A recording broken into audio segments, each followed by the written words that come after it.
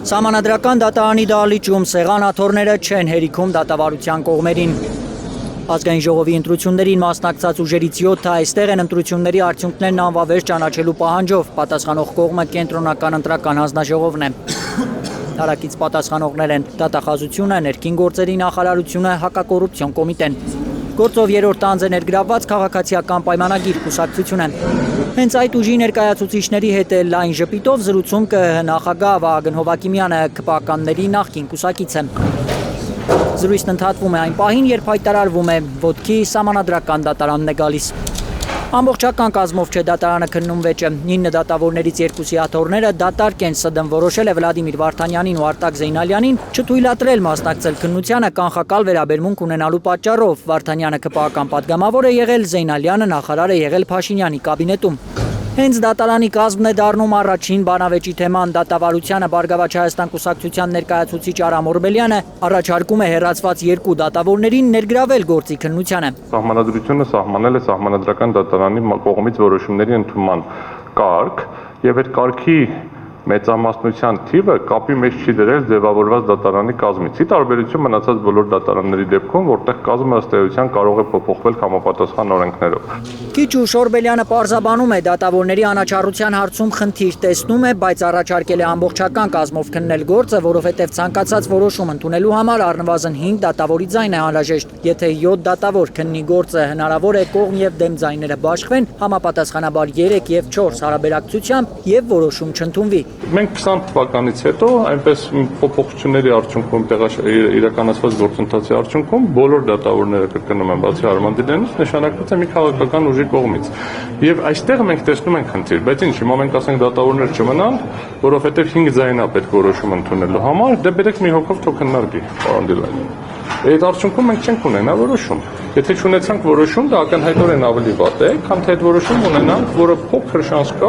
որ անաչառ որոշում կլինի։ Այս ընտրությունները բարձր դատարան։ Ուժեղ Հայաստան դաշինքի ներկայացուցիչ Արամ Վարդևանյանը հակառակ կարծիքին է։ Ըստ նրա դատարանի կազմը պետք է ավելի կրճատվի ու քննությունից պետք է հեռացվի դատավոր Սեդա Սաֆարյանը։ Վարդևանյանը պնդում է, Սաֆարյանը 2021-ի ընտրությունների ժամանակ Բաբաջանյան-Շիրինյան դաշինքի ցուցակով падգամավորի տեխնացու է եղել, իսկ Արման Բաբաջանյանը գործի դիմումատուներից մեկն է։ Սահմանադրական դատարանի կազմի իրավազորության վերաբերյալ խնդիր ունենք։ Դա է ասածս։ Բացի պարոն Օրբելյանի ներկայացրած հիմնավորումը ինձ համար ընդունելի չի։ Ես գտնում եմ այն կազմը, որը ներկայումս հիմա ներկայացված է, բարձր դատարան լեգիտիմության խնդիր ունի։ Նույն կարծիքին է Հայաստան դաշինքը։ Արծվիկ Մինասյանը հիշեցնում է Սաֆարյանի լիազորությունները դադարեցնելու պահանջով 2023-ի մարտին Հայաստան խմբակցությունը փորձել էր դիմել Սահմանադրական դատարան։ ԿՊԱ-կանները տապալել էին այդ նախաձեռնությունը։ Հայաստան կուսակցությունների դաշինքը, որպես գործող խմբակցություն, նախաձեռնել է Տիկին Սաֆարյանի լիազորությունների դադարեցման որոշման նախագիծ։ Եվ այդ որոշման նախագիծը պաշտպանել է բացառապես ընդդիմադիր հատվածը, այլ կերպ ասած Հայաստան կուսակցությունների դաշինքը, որ նաև ներկա ընտրություններում մասնակցում է, եւ մերժվել է որոշումը բացառապես եւ միայն քաղաքացիական պայմանագիր կուսակցության կողմից։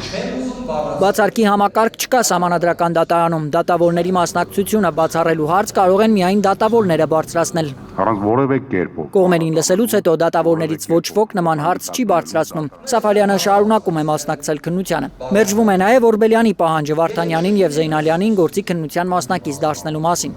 Կազմը հստակեցնելուց հետո Սահմանադրական դատարանի նախագահն առաջարկում է վեճը քննել անգամ աշխատանքային ժամի ավարտից հետո, աշխատել անգամ ոչ աշխատանքային օրերին։ Կողմերը համաձայն են ՍԴ-ն մինչև հուլիսի 4-ը ժամանակ ունի որոշում կայացնելու համար։ Աշխատանքի գրաֆիկը հստակեցնելուց հետո կողմերը սկսում են բացատրությունները։ Առաջինը ուժեղ Հայաստան դաշինքի հերթն է։ Արամ Վարդևանյանը Սահմանադրական դատարանում պնդում է ընտրություններն ազատ ու արդար չեն անցել։ Նախ վարչական ռեսուրսի չարաշահման դեպքերից է խոսում Վարդևանյանը։ Աննախադեպ է իր վարչական ռեսուրսի չարաշահման ծավալով, որովհետև շատ քչեր է երևի թե կկարողանան համեմատական վերլուծությամբ բերել մեկ այլ երկրի օրինակ, որտեղ իշխանությունները, որոնք նաև արդեն իսկ այդ ժամանակ բացահայտել էին իրենց հայտը մասնակցելու ընտրություններին, իրականացնում են սոցիալական այնպիսի մեծ բարեփոխում, որը վերաբերում է հասարակության ստվար զանգվածին։ Կենսաթոշակի բարձրացումը պարզապես տեխնիկական գործընթաց չէ։ Կենսաթոշակի բարձրացումը սոցիալապես խոցելի, ստվար զանգված ունեցող հասարակությունում մեծ ազդեցություն ունի։ Հետո ատելության խոսքի տարածման օրինակներ է բերում Վարդևանյանը, պնդում ատելության խոսքը համատեղելի չէ ազատ, խաղաղ, ընտրական միջավայրի հետ։ Ատելության խոսքի տարածման վերաբերյալ հանգամանքները փոխանցել էին կենտրոնական ընտրական հանձնաժողովին։ Այդ դեպքով իդեպ նիստ նշանակվեց։ Վարչարարության տեսանկյունից անհրաժեշտ գործողությունները կատարվեցին։ Բայց կենտրոնական ընտրական հանձնաժողովը, ես չեմ ուզում կրկնել այդ բառամթերքը, իսկապես հարգելով թե սահմանադրական դատարանին, ընդհանուր առմամբ ինքս հատուկ վերաբերմունք ունեմ այս կառույցի նկատմամբ։ Նաև իհարկե հարգելով մեր հայրենակիցներին, ովքեր հետևում են մեզ, չեմ ուզում բառացիորեն կրկնել այդ արտահայտությունները։ Բայց կենտրոնական ընտրական հանձնաժողովը օրինակ ուներ այն դիրքորոշումը, որ այստեղ որևէ խնդիր չկա եւ այդ արտահայտություններով թող շարունակվի նախընտրական քարոզարշավ։ Վարդևանյանը նաև ընտրակաշարքի մասին հայտարարություններին է անդրադառնում։ Նստները հակակոռուպցիոն կոմիտեում այդ մեղադրանքով 258 մարդ է անցնում, բայց նախընտրական շրջանում հակակոռուպցիոն կոմիտեն փորձել է տպավորություն ստեղծել, թե հազարավոր դեպքեր կան։ Ընտրակաշարքի իբրև դեպքերի վերաբերյալ 258, բայց դա ներկայացվում էր հանրությանը այնպես, որ իբրև դեպքերը վերաբերում են հազարավորներին։ 258 դեպք, բայց մի հատ նայեք դրա հասցրած վնասը սև PR-ի տեսանկյունից։ Վարդևանյանից հետո ուժերը հերթով սկսում են իրենց բացատրությունները, այդ փուլից հետո հարց ու պատասխան է լինելու։ Ալբերտ Սերոբյան, Առաքել Օհանյան, Արմեն Ապրեսյան, Հայլուր։